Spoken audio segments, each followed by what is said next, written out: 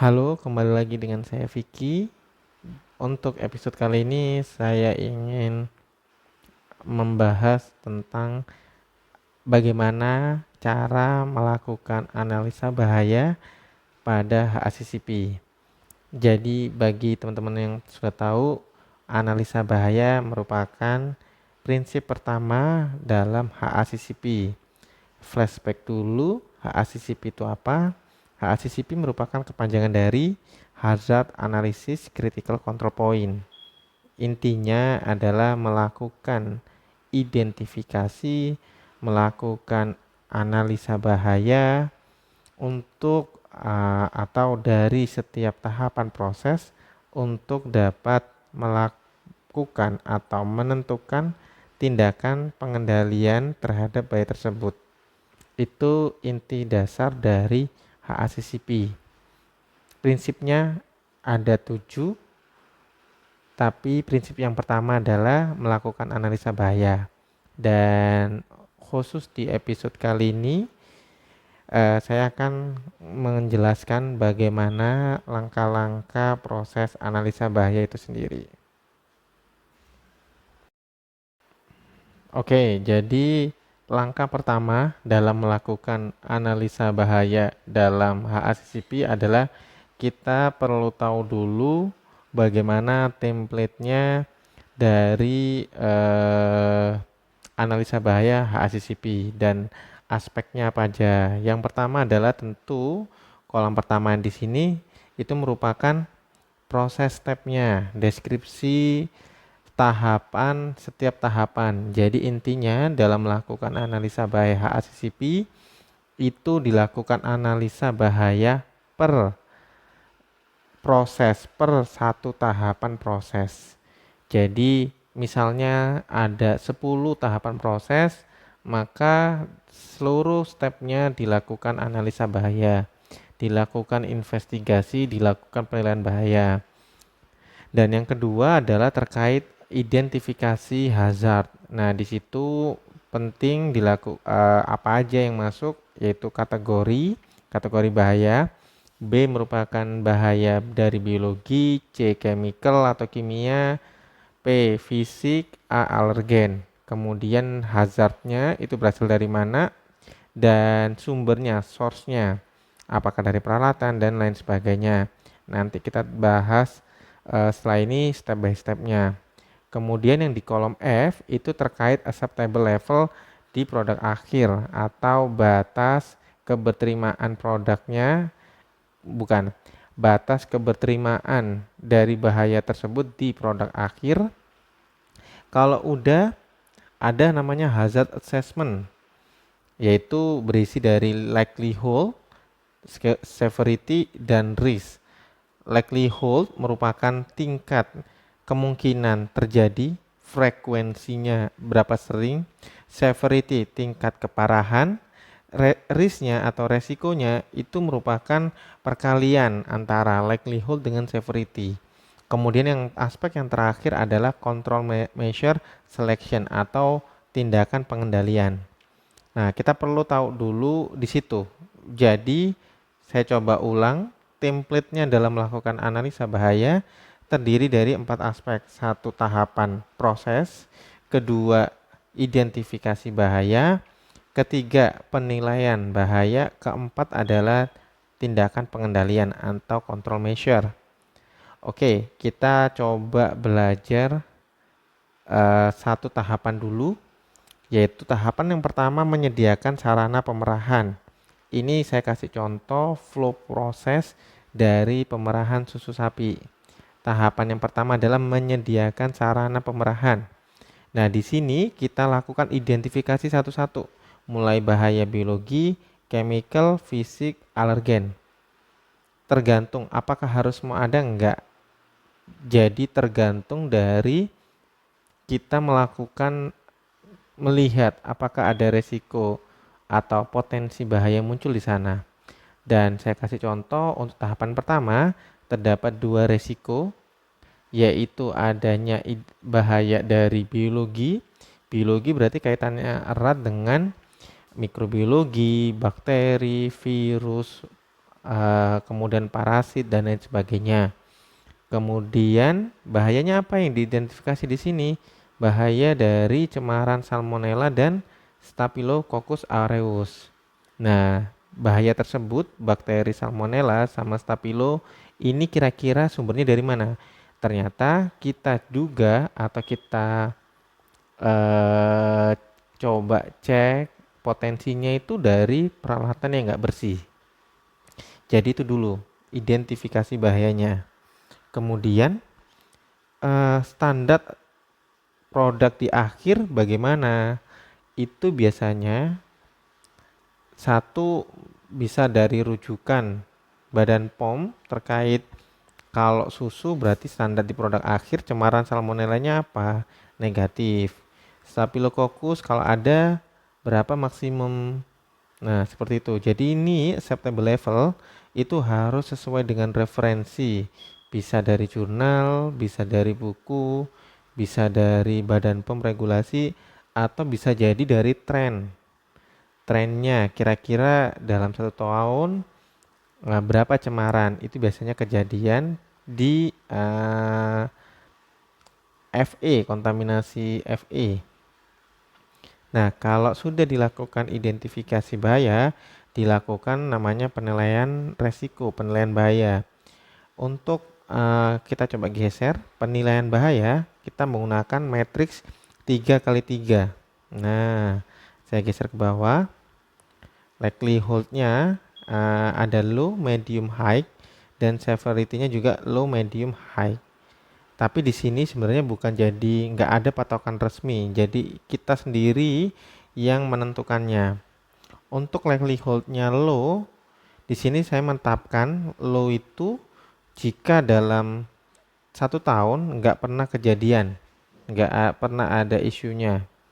Nah, kemudian kalau medium berarti 1 tahun, dalam 1 tahun pernah kejadian sekali.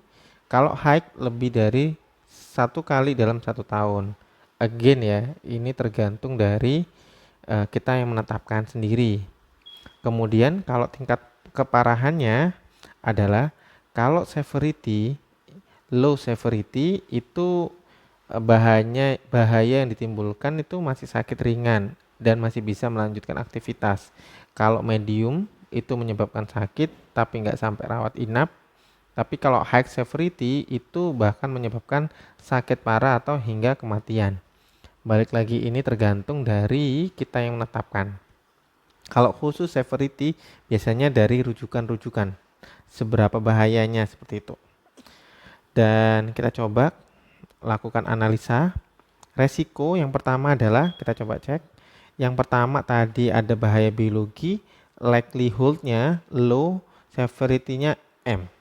Nah, teman-teman ingat semua, kalau resiko itu pilihannya cuma dua, non signifikan atau signifikan.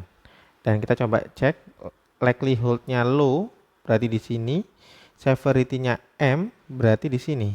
Berarti non signifikan. Dan kalau misalnya non signifikan resikonya, maka untuk Q1 sampai Q5 itu kita nggak perlu melakukan analisis. Kenapa? Karena Q1 sampai Q5 ini wilayah decision tree atau pohon keputusan. Kapan kita pakai? Pada saat kalau misalnya resikonya signifikan. Kalau signifikan, maka kita lanjut ke decision tree untuk menentukan apakah OPRP atau CCP. Dan kalau resiko ini kita kasih contoh yang pertama adalah non signifikan, maka kategori control measure-nya adalah PRP atau prerequisite program. Dan tindakan pengendaliannya yang kita tetapkan bahwa peralatan susu harus dalam keadaan bersih, kain dan lap harus dalam keadaan bersih dan kering. Itu contoh yang pertama. Itu kalau misalnya resikonya non signifikan. Contoh yang kedua di step yang sama tapi bahayanya bahaya kimia. Hazardnya apa? Bahayanya apa? Ada residu desinfektan atau sabun cuci. Sumbernya dari mana? Sumbernya dari sisa residu masih menempel di peralatan pada saat pencucian. Kemudian kita coba cek penilaian bahayanya.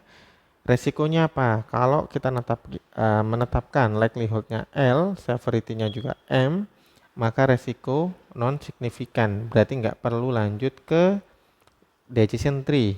Maka otomatis kategorinya merupakan PRP.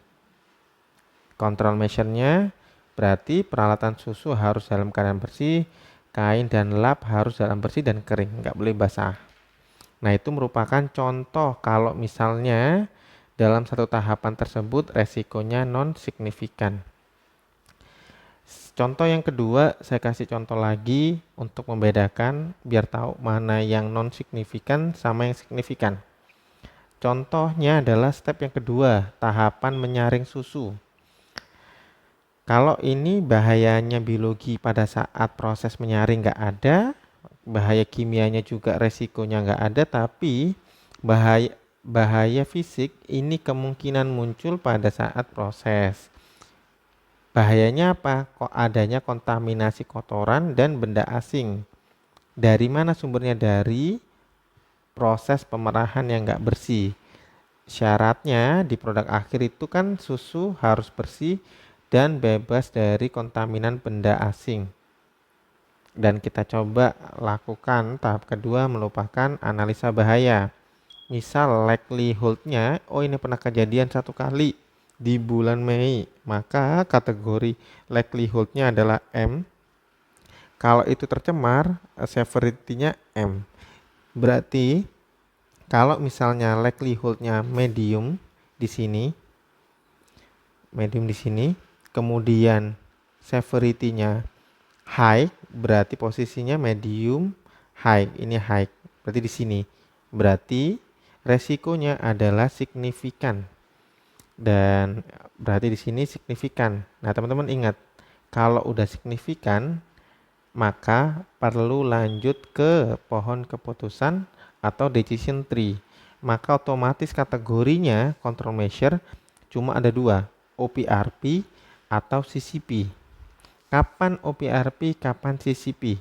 Tergantung dari kita pada saat melakukan atau menjawab pertanyaan dari decision tree ataupun keputusan. Tapi itu nanti kita skip, ada sesi tersendiri. Yang penting di sini kalau misalnya signifikan, maka pilihannya ada dua, CCP, OPRP.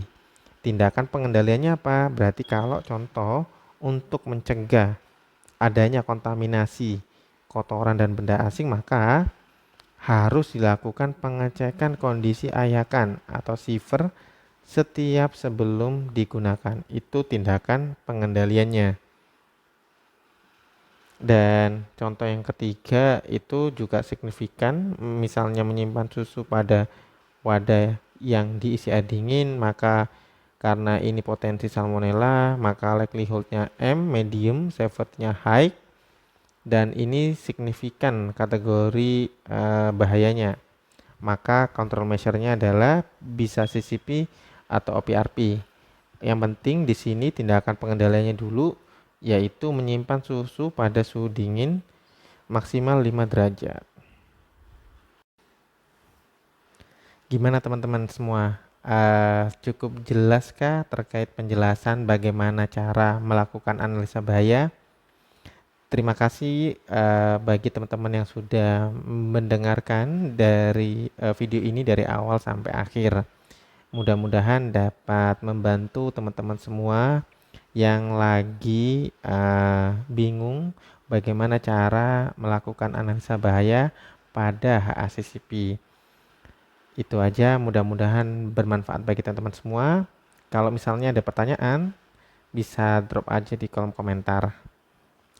Itu aja, sekali lagi saya izin pamit, sampai jumpa di episode berikutnya. Bye-bye.